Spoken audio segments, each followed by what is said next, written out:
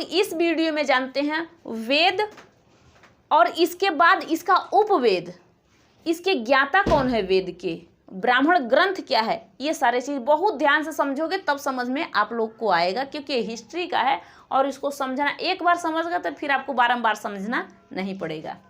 वेदों का आज हम लोग रचना जानते हैं कि इस वेदों का रचना किस तरीके से हुआ और क्या है, कौन इसके ज्ञाता है और कौन यहाँ के ब्राह्मण ग्रंथ क्या है। और इसी वेद का ब्राह्मण ग्रंथ, वेद का ब्राह्मण ग्रंथ, वेद का चर्चा, उपवेद, ज्ञाता, उपवेद का भी ज्ञाता समझेंगे। अब यहाँ पे आप बहुत समझदारी से काम लेना। इसे कहा जाता है कि वेदों को क्या, वेदों को अपुरुषे कहा जाता है। अपुरुषे, देखो ये क्वेश्चन आपका है, वेदों को अपुरुषे कहा जाता है। अपुरुषे का मतलब होता है कि इंसान, मतलब पुरुष या इंसान का बनाया हुआ न हो। ठीक है, एक चीज तो आप समझ लिए कि ना, ये आपके लिए बहुत इंपॉर्टेंट है, क्योंकि अगर आप गूगल से अगर कहोगे कि गूगल एक बार बताना है आप कि ऋग्वेद के ज्ञाता कौन है, तो कहेगा कि ना ये इसका ज्ञाता हम क्या बताएं, क्योंकि ये है अपुरुषे हैं, पुरुषों के द्वारा रचा ही नहीं गया, तो इसका ज्ञाता हम क्या बताएं।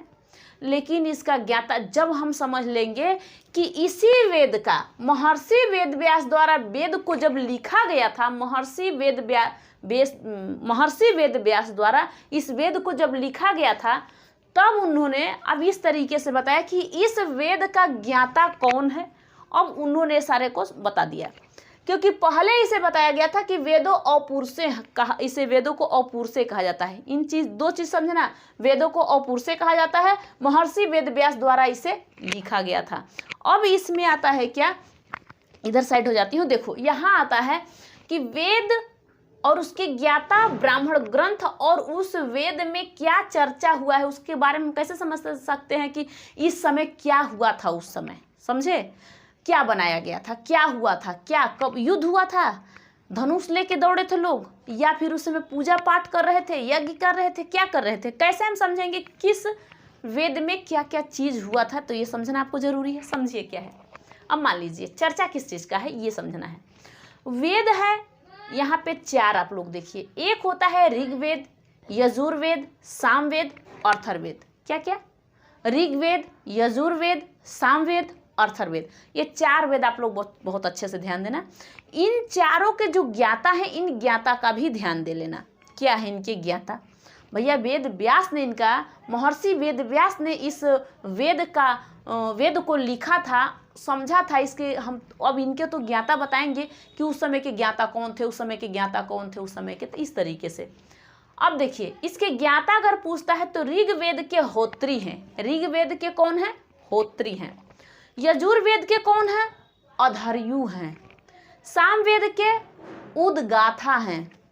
ठीक है, अथर्ववेद के ये ब्रह्मा हैं, ब्रह्मा जी, ब्रह्मा विष्णु महेश्वर समझ जानते हो ना, ब्रह्मा जी। तो ब्रह्मा क्या है, इसके ज्ञाता है अथर्ववेद के। वेद, इस वेद को कितने कैटेगरी में बांट दिया गया था, तो इसको 2 कैटेगरी में, इस कैटेगरी को मैं नीचे बताऊंगी किस कैटेगरी में किस में इसको बांट दिया गया था।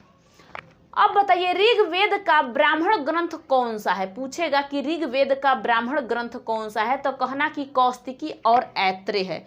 कौस्तिकी और ऐत्रेय है। देखो समझना बहुत बारीकी से, समझना, पढ़ना, सब कुछ करना। लोग क्या करते हैं ना कि बहुत ज़्यादा पढ़ते हैं, हम कहते हैं ज़्यादा न पढ़ो, ज़्यादा सीखो। क्या, ज़्यादा पढ़ो नहीं, पढ़ना कहाँ है, उसमें पढ़ते समय सिर्फ सीखना है आपको। जैसे आपने अभी पढ़ा कि इसे अपुरुषों कहा जाता है, तो आपके माइंड में हुआ होगा क्या उस समय पुरुष नहीं थे, इसे अपुरुषों क्यों कहा गया। फिर महर्षि वेद व्यास ने इसको लिखा कैसे था, ये आपके माइंड में आया होगा, तुरंत आ गया। तो जब आप कुछ भी करो ना, तो वहाँ तक आपका माइंड पहुँचना चाहिए। इसे कहते हैं आर्यनक कहते हैं किसको, इन 3 वेदों को, ऋग्वेद, यजुर्वेद, सामवेद। इसका आर्यनक मीन्स क्या होता है, तो समझ लेना कि जब जंगल में इसे लिखा गया था, इसे बनाया, इसकी रचना हुई थी जंगल में, तब इसे हम आर्यनक कहते हैं। तो ये चीज़ समझना है आपको। आर्यनक कौन नहीं है, अर्थर्वेद आपका आर्यनक नहीं है, जो अर्थर्वेद है। तो इस तरीके से आप समझोगे ना कि इसको घर में लिखा, तो आपको माइंड दौड़ा कि नहीं, पहले आप जंगल में जाओ और जंगल में देखो, आपका माइंड दौड़ा वहाँ तक। तो आपको क्या करना है, सीखना है। क्या चीज़, आप कुछ भी पहले सीखो, ना कि आप उसे बहुत ज़्यादा मेहनत प्रयास से चीज़ करो। पहले देखो, समझो, सीखो, ऐसे करो। पहले सीखने की कोशिश करो, उसके बाद आप पढ़ने की कोशिश करना, इससे पहले नहीं करना। अब यहाँ पे आपने इसका देख लिया, आपने ब्राह्मण ग्रंथ देख रहे हो, तो ऋग्वेद का कौस्तिकी और ऐत्रेय है, यजुर्वेद का तैत्रेय और शतपथ है, दो हैं, तैत्रेय और शतपथ है। ये ब्राह्मण ग्रंथ 2 हैं इसके, कौस्तिकी और ऐत्रेय, तो ये 2 हैं। और यजुर्वेद का क्या है, तैत्रेय और शतपथ हैं, ये 2 हैं, तैत्रेय और शतपथ हैं, तैत्रेय और शतपथ 2 हैं। किसका, यजुर्वेद का। यजुर्वेद के ज्ञाता कौन है, अधर्यु। यजुर्वेद के ज्ञाता कौन है, अधर्यु। ऋग्वेद के ज्ञाता कौन है, होत्री। और ऋग्वेद का ब्राह्मण ग्रंथ कौन सा है, कौस्तिकी और ऐत्रेय। यजुर्वेद का ज्ञाता कौन है, अधर्यु, और इसके ब्राह्मण ग्रंथ है तैत्रेय और शतपथ। ये 2 ध्यान दे लिए आप, बहुत माइंड से अपने, बहुत ध्यान से सुनना और बहुत ध्यान से समझना। अब इसके बाद इसको कहते हैं सामवेद। इस सामवेद के जो ज्ञाता है उद्गाथा है, और इसके जो ब्राह्मण ग्रंथ हैं ये है पंचविश। क्या है, पंचविश। 3 आ गया समझ में। अब आओ चौथे पे आते हैं, इसे कहते हैं अर्थर्वेद। इसकी रचना ब्रह्मा जी ने किया था, और इसको हम मतलब ब्राह्मण ग्रंथ इसे कहते हैं गोपथ को। समझ में आया, समझ में आया, ये चारों के 4 समझ में आ गया आपको। 4 इसके ज्ञाता, 4 इसके, 4 कैसे, इसके 2, 4, 5, 6, 4 ही कहेंगे ब्राह्मण ग्रंथ इसके। तो 2 ब्राह्मण ग्रंथ किसके, ऋग्वेद के। यजुर्वेद के 2 ब्राह्मण ग्रंथ, और ये एक होते हैं पंचविश और गोपथ। ये होते हैं आपके पंचविश किसके, सामवेद के, और अर्थर्वेद के क्या है, अर्थर्वेद के आपका गोपथ। समझ में आया। अब एक बात बताइए, इसमें कहा गया कि इसका चर्चा क्या है। इसमें 10 राजाओं का चर्चा है। इसमें गायत्री मंत्र आप लोग तो जानते हो, गायत्री मंत्र, ओम भूर्भुवस्सुवः तत्सवितुर्वरेण्यं भर्गो देवस्य धीमहि धियो यो नः प्रचोदयात्। समझते हो ना, ओम भूर्भुवस्सुवः तत्सवितुर्वरेण्यं भर्गो देवस्य धीमहि धियो यो नः प्रचोदयात्। गायत्री मंत्र आप लोग जानते हो। तो इस तरीके से इस गायत्री मंत्र का भी चर्चा इसमें है भैया, एक किसमें, ऋग्वेद में। अब आ जाओ आपका यजुर्वेद। यजुर्वेद में यहाँ पे युद्ध की बात होती है कि भैया यहाँ युद्ध किया जाता है, यहाँ पे यज्ञ भी होती है, यज्ञ करने के बाद युद्ध करने जाओ, यानी दहाड़ के आओ। तो ये होता है आपका किसमें, यजुर्वेद में। समझ लिए, ये आपका चर्चा है भैया इनकी। सामवेद में चर्चा क्या है, संगीत का।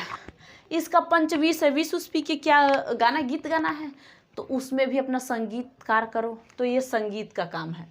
अर्थर्वेद में चिकित्सक, जानते हो ना, हॉस्पिटल चिकित्सक, वो जो आयुर्वेदिक दवा देना, और उसमें क्या जादू टोना करना, ये सब जादू टोना कर दीजिए, और इसमें होम्योपैथी का दवाई चला दीजिए उसका, ठीक है।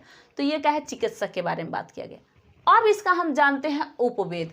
इसी वेद का हम लोग उपवेद जानते हैं, और उपवेद का हम लोग ज्ञाता जानते हैं। इसको बताया गया था कि इसका उपवेद भी है, और इस उपवेद के भैया ज्ञाता भी हैं। इसी के बारे में समझिए। मान लीजिए कि ऋग्वेद के उपवेद है आयुर्वेद, तो ठीक है, इसके हैं प्रजापति ज्ञाता, ठीक है। यजुर्वेद के उपगाथा है धनुर्वेद, इसके उपवेद हैं धनुर्वेद, इसके ज्ञाता है विश्वामित्र। समझ में आया।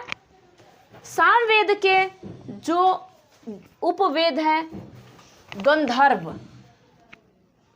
गंधर्वेद, ठीक है, इसका नारद है क्या चीज, ज्ञाता है। अब इसके बाद अर्थर्वेद का जो उपवेद है, शिल्प वेद है, इसके विश्वकर्मा है। तो ये देखो, आप अच्छा से इसको पहले ध्यान से देखना, इसको ध्यान से देखो, आपको समझ में आ रहा है क्या क्या है?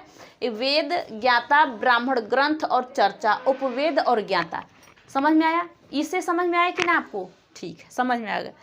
अब इसी को हमने दो कैटेगरी में बांट दिया, 1 और 2, यानी 2 कैटेगरी में।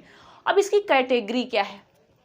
इसकी कैटेगरी एक है कि ये 3 जो वेद हैं ये प्राचीन वेद हैं। ये आर्य किसे कहा जाता है? यानी कि ये जंगल में लिखा गया था। कौन सा? एक तो कहते हैं इसे ऋग्वेद, क्या है ये? कहते हैं एक ऋग्वेद, यजुर्वेद और सामवेद। इन तीनों को हम लोग कहते क्या चीज़ है? इन तीनों को हम कहते हैं कि भैया ये क्या है? प्राचीन वेद है और इसको जंगल में लिखा गया था। ये आर्यनक है। क्या है? आर्यनक है।